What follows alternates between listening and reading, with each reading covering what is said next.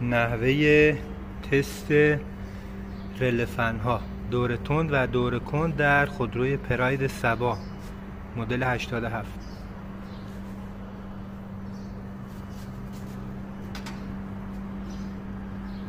با استفاده از تستر یه لامپ تست این کار انجام.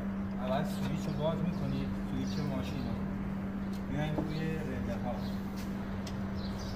بگیر داداش سوکت نگاه کن، میزنیم به این سوکته، یه قسمت سیم باریک، این فن دور کند و سوکت بعدی توی رله فن بعدی، اینم مال دور تند. پس فن ما در دور تند و دور کند سالم هستش و ایراد توی ماشین ما از یه چیز دیگه است.